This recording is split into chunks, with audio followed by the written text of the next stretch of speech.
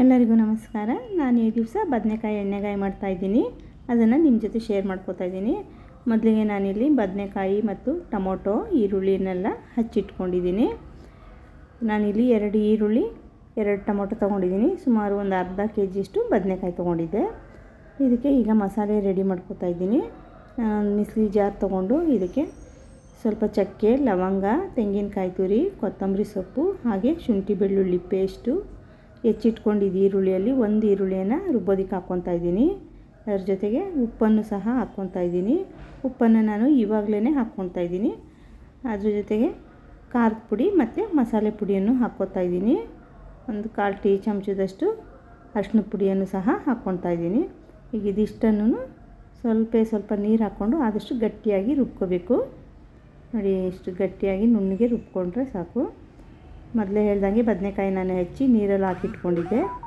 ನೋಡಿ, ಈ ರೀತಿ 4 ಭಾಗ ಕಟ್ ಮಾಡಿ ಇಟ್ಕೊಂಡಿದ್ದೀನಿ. ಈಗ ಇದನ್ನೆಲ್ಲ ನೀರಿಂದ ತೊಗೊಂಬಿಟ್ಟು ಇದಕ್ಕೆಲ್ಲ ಮಸಾಲೆ ತುಂಬಿ ರೆಡಿ ಮಾಡಿ ಇಟ್ಕೊತೀನಿ. ಈ ಬದನೆಕಾಯಿ ಎಣ್ಣೆಗಾಯಿ ಗೊಜ್ಜನ್ನು ನೀವು ಚಪಾತಿ, ರೊಟ್ಟಿ, ಮುದ್ದೆ, ಅನ್ನ ಯಾವುದ್ರ ಜೊತೆ ಬೇಕಾದರೂ ತಿನ್ಬೋದು. ತುಂಬಾ ಚೆನ್ನಾಗಿರುತ್ತೆ.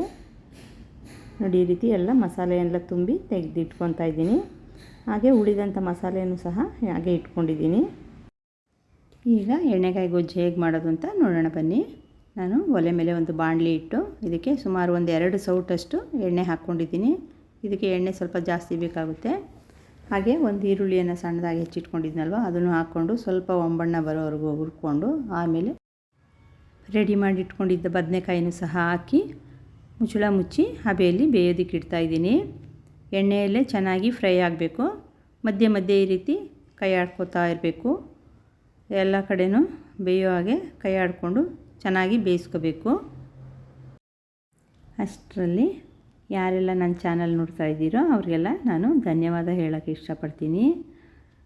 ಇಷ್ಟೊತ್ತರೆಗೂ ನಿಮ್ಮ ಸಮಯ ಕೊಟ್ಟು ನನ್ನ ಚಾನಲ್ ವೀಕ್ಷಿಸ್ತಾ ಇರೋದಕ್ಕೆ ನಿಮಗೆಲ್ಲರಿಗೂ ಮತ್ತೊಮ್ಮೆ ತುಂಬ ಹೃದಯದ ಧನ್ಯವಾದ ಹೇಳ್ತೀನಿ. ಹಾಗೆ ಯಾರಾದರೂ ಹೊಸಬರು ನನ್ನ ಚಾನಲ್ ವೀಕ್ಷಿಸ್ತಾ ಇದ್ದರೆ ಸಬ್ಸ್ಕ್ರೈಬ್ ಮಾಡಿ ಅಂತ ಕೇಳ್ಕೊತೀನಿ. ಈಗ ನೋಡಿ, ಬದನೆಕಾಯಿ ಸುಮಾರು ಒಂದು ಅರ್ಧದಷ್ಟು ಬೆಂದಿದೆ. ಮಸಾಲೆ ಎಲ್ಲ ಗಟ್ಟಿಯಾಗಿದೆ. ಈಗ ಇದಕ್ಕೆ ಉಳಿದಿರೋ ಅಂಥ ಮಸಾಲೆಯನ್ನು ಸಹ ಹಾಕಿ ಚೆನ್ನಾಗಿ ಮಿಕ್ಸ್ ಮಾಡ್ಕೊತೀನಿ.